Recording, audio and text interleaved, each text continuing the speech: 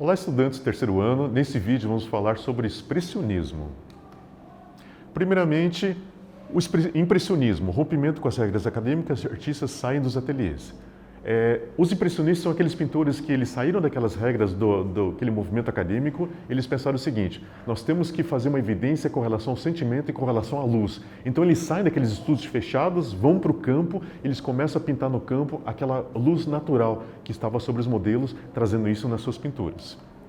Alemanha em 1920, conflitos na Europa, Império Alemão e ascensão com o início da industrialização. A Alemanha tinha se tornado um grande império, nós tínhamos um país muito orgulhoso, só que um país que estava passando por uma tensão antes da guerra. Essa tensão era evitada pela população, ou seja, era feito festas, vários eventos para tentar maquiar essa tensão. Só que o povo alemão lá no íntimo sabia que estava tendo alguma coisa muito errada, e essa era a tensão que estava existindo naquele momento.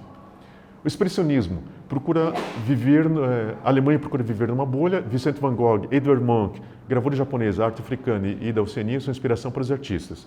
Ou seja, aqueles artistas que estavam lá, aquelas pessoas que estavam ali dentro da Alemanha, que tinham aquele cunho artístico, eles estavam sentindo a necessidade de expressar aquilo que estava acontecendo. Eles não estavam mais aguentando viver numa sociedade que o pessoal transparecia uma coisa, mas na verdade acontecia outra coisa. Então eles queriam fazer uma arte diferente. E eles estavam inspirados em Vincent van Gogh, que no passado ele foi um pós-expressionista, ele já trazia uma cor de dentro de si. Ele via a natureza, mas representava as suas próprias cores. Edvard Munch, que nessa obra O Grito, um pioneiro, uma pessoa que já tinha uma linguagem expressionista antes de surgir o expressionismo oficialmente. Ele já via a necessidade da cor, a necessidade do sentimento, da representação de uma forma mais solta, mas que tenha exatamente a questão do sentimento.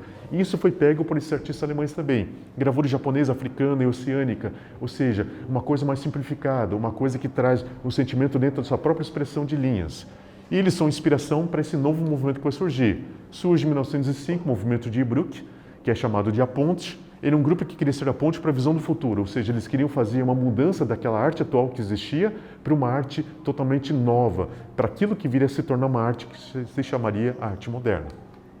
Die Brücke ela foi feito pelos artistas Ernst Ludwig Kirchner, Erich Hegel, Carl Schmitt-Rottluff, Emil Nolde e Max Pichenstein. Lembrando que eram estudantes e eles estavam lá exatamente com aquela visão de mundo novo, aquela visão visionária, que nem eu sempre falo, quando você dá cultura para um povo, esse povo cresce, esse povo se liberta. Então eles estavam se libertando daquela visão arcaica, eles queriam dar uma nova visão também na questão de arte.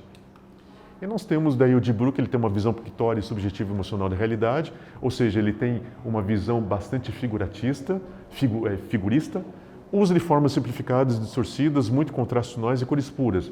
Eles querem exatamente fazer a representação da forma, mas eles não veem mais a necessidade de fazer aquela coisa. Um homem tem que ser 7 cabeças e meia. Eu tenho que fazer um braço, 3 cabeças. Eu tenho que fazer uns olhos, um bem do lado do outro, bem certinho, com o espaçamento correto. Não, eles estavam interessados em trazer o sentimento daquela figura, trazer aqueles olhos que falem com você, não que eles sejam retinhos, mas que eles falem, que eles tenham um sentimento dentro da concepção deles. Esse é o interesse que eles estavam tendo. E nós temos a revista Der Sturm, que significa o trovão, que criada em 1910 batizou de expressionismo, que o expressionismo por si só influenciou literatura, música, dança, teatro e cinema.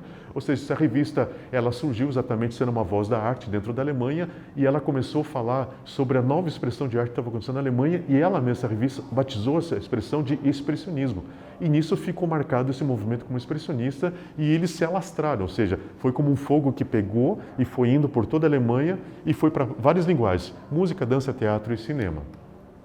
E, infelizmente, Die Brücke chegou ao fim exatamente com o início da Primeira Guerra, inclusive Kirchner vai lá, vai servir na guerra e, infelizmente, teve que terminar. Só que ele deixou o legado da arte expressionista que nós conhecemos até hoje, que foi exatamente que deu visão ao que conhecemos hoje como arte moderna. Ok, pessoal? Nesse vídeo nós falamos sobre expressionismo. Espero que vocês tenham gostado. Até breve. Tchau, tchau.